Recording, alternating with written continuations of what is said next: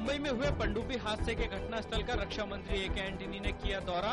हादसे पर संवेदना जताते हुए रक्षा मंत्री ने कहा कि पीड़ित परिवारों की जाएगी पूरी मदद। नौसेना प्रमुख डी.के. जोशी ने पनडुब्बी में फंसे 18 नौसैनिकों के मारे जाने की जताई आशंका। कहा नौसैनिकों को निकालने में आ रही हैं काफी मुश्किलें। कहा हादसे की जांच के लिए बोर्ड ऑफ इंक्वायरी का किया गया है गठन। आज भारत निर्माण अभियान के दूसरे चरण की गई शुरुआत। इस मौके पर सूचना और प्रसारण मंत्री मनीष तिवारी ने कहा कि यूपीए सरकार की नीतियों से करोड़ों लोगों को पहुंचा है फायदा।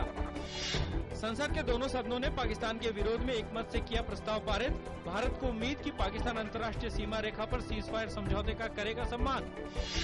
लोकसभा अध्यक्ष मीरा कुमार ने कहा कि पाकिस्तान द्वारा जबरदस्ती और गैर कानूनी तरीके से कब्जाए गए क्षेत्र सहित जम्मू और कश्मीर भारत का है अभिन्न अंग। जम्मू कश्मीर के किश्तवाड़ जिले में स्थिति में हुआ सुधार। फिलहाल वहां से किसी अप्रिय घटना की खबर नहीं, लेकिन जिले में कर्फ्यू जारी। हिंसक घटनाओं के सिलसिले में अब तक 100 से भी ज्यादा लोगों को किया गया गिरफ्तार। उच्चतम न्यायालय ने जम्मू कश्मीर सरकार को किश्तवाड़ हिंसा के बाद उठाए गए कदमों के बारे में एक विस्तृत हलफनामा 21 अगस्त तक दाखिल करने का दिया निर्देश। साथ ही शीर्ष अदालत ने किश्तवाड़ में हुई झड़पों में घायल लोगों को 2 लाख रुपए तक मुआवजा देने को कहा। सरकार ने आज कहा कि एम्स और सुपर स्पेशलिटी संकाय में नियुक्ति एवं पदोन्नति में आरक्षण से संबंधित उच्चतम न्यायालय के फैसले को लेकर वह पुनर्विचार याचिका करेगी दायर और जरूरत हुई तो संसद के इसी सत्र में संविधान संशोधन विधेयक लाएगी।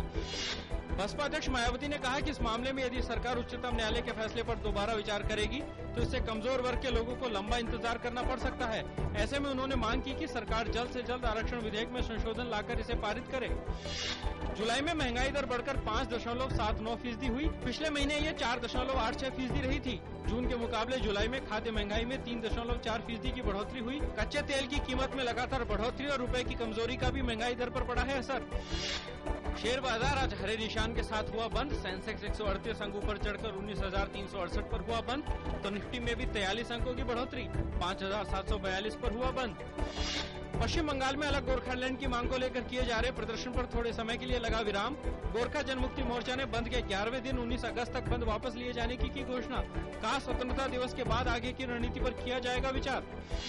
निशानेबाज रंजन सोढ़ी को राजीव गांधी खेल रत्न पुरस्कार के लिए की गई सिफारिश पर पैदा हुआ बवाल। चयन पैनल में शामिल सदस्यों ने पुरस्कार के लिए हुए मतदान में सोढ़ी का नाम नहीं किया था शामिल। नाम बाद में लाया गया था विचार के लिए।